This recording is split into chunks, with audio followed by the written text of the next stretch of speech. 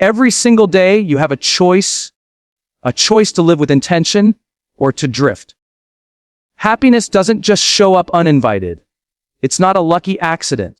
It's a practice, a commitment, a standard you set for yourself. And if you want to feel more joy, more peace, more meaning, then there are 6 important things you need to start doing today. Number 1, start owning your mornings. Stop waking up reacting.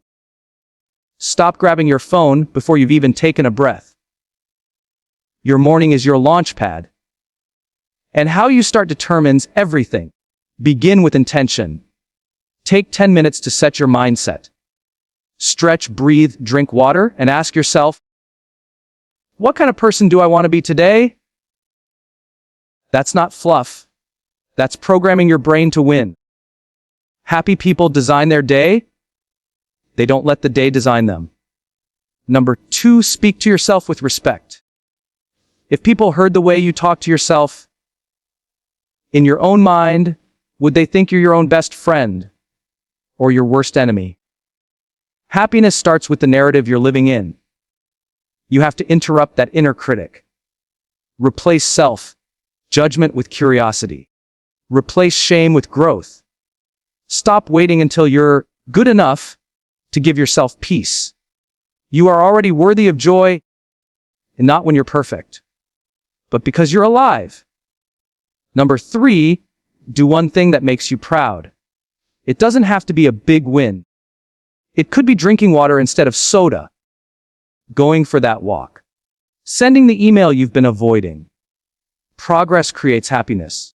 Pride is not about ego, it's about alignment. When your actions match your values, you feel strong, alive, fulfilled. That one act of integrity can change your entire emotional state. Number 4, limit time with people who drain you. It's not selfish to protect your energy. It's survival. Some people are emotional black holes. Every conversation leaves you heavier, not better. You don't need to cut people off with anger. Just create distance with love. Be around those who remind you of your potential, not your past. Energy is contagious. Choose your circle like your life depends on it, because emotionally, it does. Number 5, give more than you expect. You want to feel alive? Then serve not out of obligation, but out of joy. Send a voice message to someone who needs encouragement. Tip the barista extra. Hold the door open with intention. Contribution multiplies joy. Because when you stop focusing on your own lack and start amplifying someone else's light, something magical happens inside you. Number 6, celebrate tiny moments. Don't wait for the perfect vacation, the dream job, the big milestone. Celebrate your coffee. Celebrate the breeze. Celebrate a deep breath. Your brain craves celebration, and it's not about pretending everything is perfect. It's about recognizing what is good. Happiness grows where appreciation lives. Train your eyes to see beauty, and your heart will follow. Happiness begins in the first hour of your day, before you scroll, before you check the news, before anyone else's voice gets louder than your own. That first hour sets the tone, and far too many people give it away without realizing its power. When you wake up and instantly react to texts, emails, social media, you're already on the defensive. You're already letting the world control your emotional state. That's not how high performers operate. That's not how fulfilled people live. They wake up with clarity. They don't stumble into the day, they step into it with purpose. Owning your morning doesn't mean a 2-hour ritual of green juices and yoga. It means you wake up and command the moment. You decide how you want to think, feel, and act that day. You declare who you want to be before the world tells you who become. There's something sacred about those first minutes of consciousness. That moment when your brain is still soft, impressionable, open. That's when you feed it what matters. Maybe it's 10 deep breaths. Maybe it's sitting in silence with a question like, what would make today meaningful? Or maybe it's standing tall in front of a mirror and reminding yourself, I am capable. I am grounded. I am ready. It's not about the length of the practice. It's about the intention behind it. Because when you begin with intention, you activate awareness. You start noticing your own patterns, your energy, your reactions. You're not just getting through the day anymore. You're leading it. When you start your morning on your terms, you stop letting other people's urgency rob you of your joy. Most people live in reaction mode. They're constantly checking, responding, putting out fires, and by 9 a.m., their mental clarity is already gone. Their emotional bandwidth is shot. But those who take back that first hour, they move differently. They enter their work with focus. They enter their relationships with presence. They're not scattered. They're centered. Because they started their day by anchoring in who they are, not who the world expects them to be. It's about emotional sovereignty, the ability to choose your state rather than be hijacked by outside forces. That begins in the morning. That begins when you rise and ask, what matters most today? Instead of, what do I need to deal with first? That's a shift in power. That's a reclaiming of your attention, your energy, your peace. Happy people don't wait for the world to be perfect before they feel joy. They create it one morning at a time. Because they know when you own the start, you influence everything that follows.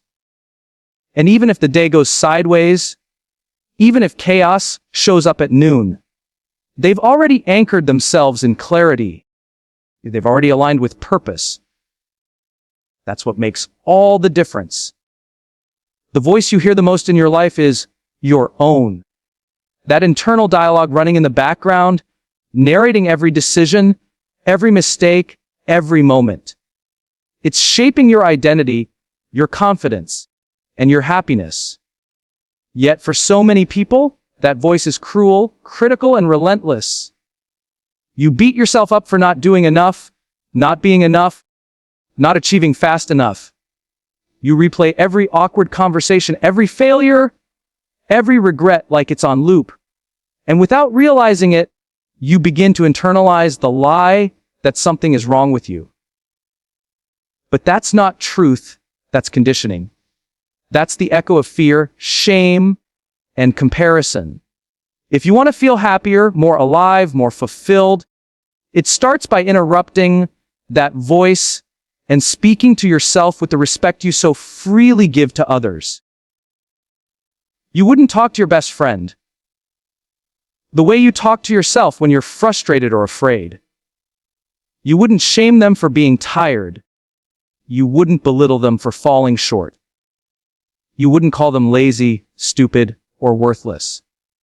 But somehow, when it comes to our own inner world, we normalize that kind of talk.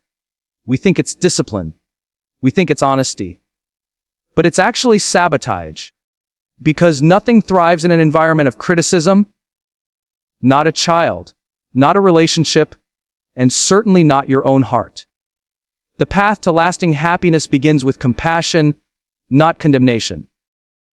It begins with becoming aware of your thoughts, challenging the ones that tear you down, and choosing better language, not because you're perfect, but because you're growing.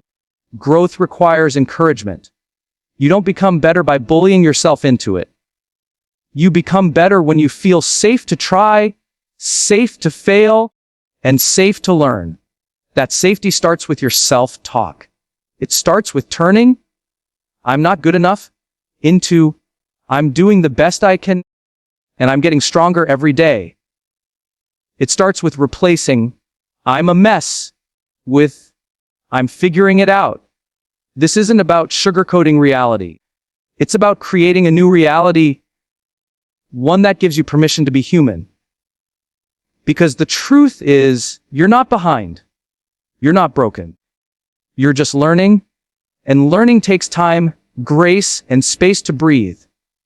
When you start speaking to yourself with respect, something shifts.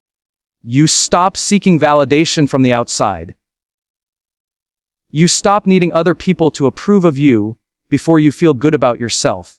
You become your own foundation, your own supporter, your own encourager. That's not arrogance. That's emotional maturity.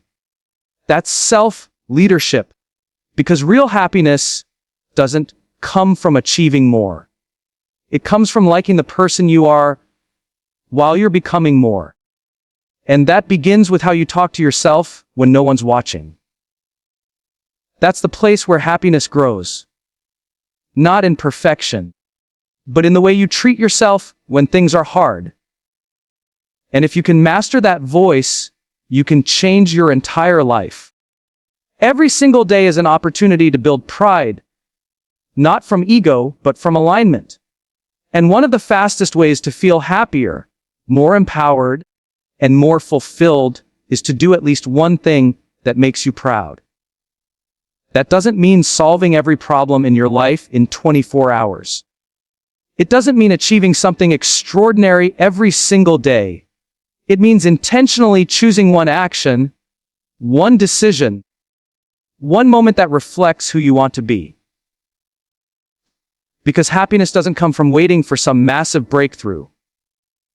It comes from momentum, from knowing you showed up for yourself, from proving to your own mind that you're not stagnant, you're growing.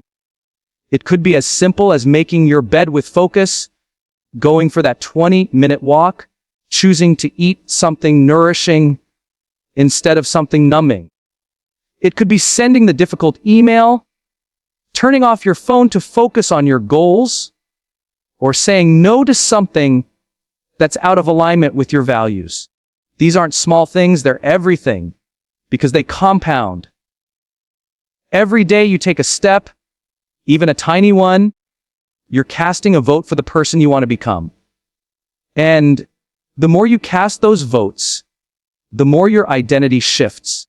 You stop seeing yourself as someone who's stuck and start believing in your own progress. That's where pride is born, in the choices no one sees but you. We often wait for motivation to strike before we act, but that's backwards. Action creates motivation. Movement builds clarity, and the most powerful kind of movement is the one that aligns with your values. If you value health, doing one thing for your body builds self-respect. If you value courage, doing one brave thing today builds inner strength. If you value growth, taking a risk or learning something new builds momentum. Every time you live in alignment with what you say matters to you, you feel proud, and pride isn't selfish, it's fuel. It tells your brain, I'm capable. I'm consistent. I'm becoming the kind of person I admire. And on the days when everything feels messy or heavy, this practice becomes even more important. Because even in the chaos, even in the hard seasons, there is power in reclaiming one win. One thing you can control. One thing you can look back on and say, I did that. That sense of control, that sense of agency is essential to happiness. You're not at the mercy of your circumstances. You're not waiting for life to make you feel better. You're taking the wheel, one action at a time. And the beauty is, those actions don't have to be perfect. They just have to be true. True to your values. True to your growth. True to your vision for your life. Because when you end the day, knowing you did one thing that made you proud, you don't just sleep better. You live better. Happiness is deeply influenced by the people we allow into our lives and the energy we surround ourselves with. One of the most powerful decisions you can make for your emotional well-being is to limit time with people who drain you. That doesn't mean cutting everyone off or living in isolation. It means being intentional about your environment. Because whether you realize it or not, the people around you are shaping your mindset, your confidence, and your emotional state. If you're constantly in spaces where you're not respected, not seen, or always walking on eggshells, it's no surprise that joy feels far away. Your peace matters, and it's not selfish to protect it. It's necessary. Some people bring storms wherever they go. Their conversations are heavy, their mindset is negative, their energy is chaotic. They gossip, complain, blame, and project. And every time you engage, you absorb some of that energy. You walk away feeling heavier, more anxious, more disconnected from yourself. And over time, that weight builds. You start doubting yourself. You start second guessing your worth. You start feeling like life is harder than it has to be. But here's the truth. Sometimes the heaviness you feel isn't yours. It's borrowed from the people you refuse to let go of. That's why boundaries aren't just healthy. They're essential to happiness. Limiting time doesn't have to come from anger or resentment. It can come from love. Love for your own growth, love for your own peace, love for the person you're becoming. You can step back gracefully. You can say no without guilt. You can stop answering every call, replying to every message, entertaining every argument. Not everyone deserves access to your mind, your time, or your energy. And the more you protect your space, the more room you create for healing, clarity, and joy. You have to become the gatekeeper of your own soul. That means choosing who gets to influence your thoughts, your emotions, your path. That means prioritizing relationships that fuel you. People who challenge you to grow, who see the best in you, who bring calm instead of chaos. One conversation with the right person can light a fire inside you, remind you of your strength, help you believe again. Those are the people worth keeping close. Because happiness multiplies in healthy connection, and it withers in toxic attachment. It's not about building walls. It's about building standards. Standards for how you want to feel. Standards for how you deserve to be treated. Standards for the kind of life you want to live. And sometimes, to raise those standards, you have to release what no longer fits. That might mean fewer hangouts, shorter calls, longer pauses between replies. But every decision you make to protect your peace is a declaration that your happiness matters. And when you live from that place of inner authority, everything begins to shift. You become lighter, clearer, freer, not because life got easier, but because you stopped giving your energy to what drains you and started honoring what uplifts you. Giving is one of the fastest ways to access happiness, but not the kind of giving that comes from pressure, obligation, or guilt. The kind of giving that comes from the heart, from overflow, from joy. When you shift your mindset from asking, "What can I get?" to, "What can I give?" something inside you expands. You start to rise above your own problems, not by ignoring them, but by stepping into a bigger purpose. You begin to see that life isn't just about self-improvement, it's about contribution. And when you give more than you expect, you're not just helping others, you're healing parts of yourself too. Because generosity is not about money or grand gestures. It's about intention, presence, and love in action. There's something profoundly energizing about surprising someone with kindness. A compliment. A small note of encouragement. A warm smile. A genuine, "How are you really doing?" These tiny moments of giving create a ripple effect that goes beyond what you can measure. You never know who's holding on by a thread, who's walking through something silent and painful, who's desperately waiting for someone to care. And when you give from a place of sincerity, not because you have to, but because you get to, you become the light in someone else's dark tunnel. And that light reflects right back into your own soul. Too often we underestimate our power to make someone's day. We think we need to have it all together before we can help others. But the truth is, you don't need a perfect life to offer hope. You just need a willing heart. You don't have to be famous to be impactful. You just need to care. The world is starving for compassion, for real connection, for people who choose love over judgment, who give without expecting anything in return. When you become that person, you tap into a deeper kind of joy, one that can't be bought, hacked, or faked. And the beautiful part is that giving resets your nervous system. When you're anxious or overwhelmed, turning your attention outward, even for a few minutes, can bring you back to center. It's not about avoiding your problems. It's about interrupting the spiral of self-focus that makes them feel heavier. Giving reminds you that you're not powerless. It reconnects you with humanity. It reminds you of your ability to make a difference, even in small ways. And that sense of agency is healing. It creates momentum. It restores hope. Every time you give without keeping score, you reclaim a piece of your heart. Every time you offer kindness without needing validation, you grow stronger in character. Every time you show up for someone else, you show up for your own higher self. Happiness lives in those quiet, generous moments, the ones no one claps for, the ones that won't go viral, but the ones that make you feel most alive. Because real joy comes not from what you have, but from what you give away with love and intention. We've been conditioned to believe that happiness comes from the big moments. The promotion, the perfect relationship, the dream vacation, the big achievement. But the truth is, most of life isn't made up of grand milestones. It's made up of small, quiet moments that pass by unnoticed if we're not paying attention.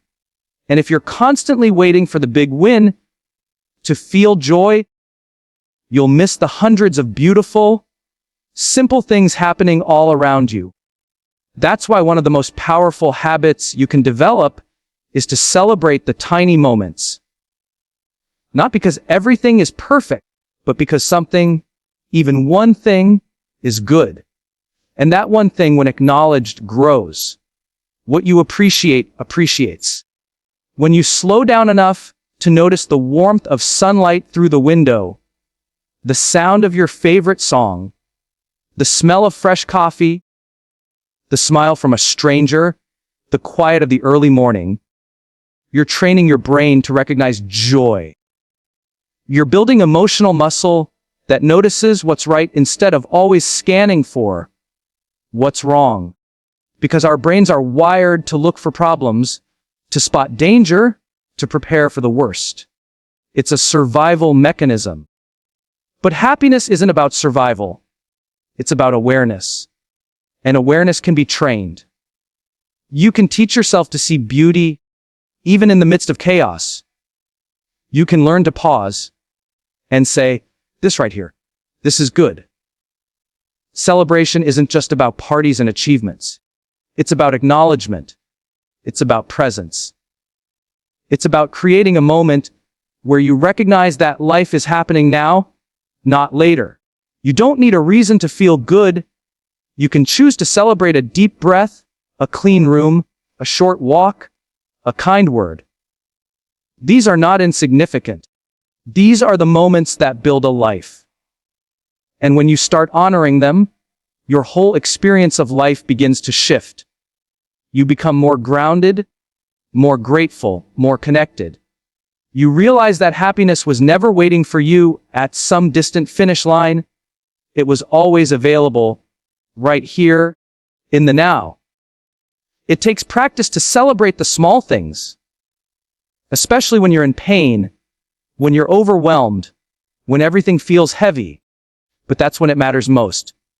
Because in those moments, finding something, anything, to be grateful for becomes a lifeline, a stabilizer, a signal to your nervous system that not everything is falling apart. That even in the struggle, there's still light, still beauty, still something to hold on to. And the more you practice this kind of celebration, the stronger you get.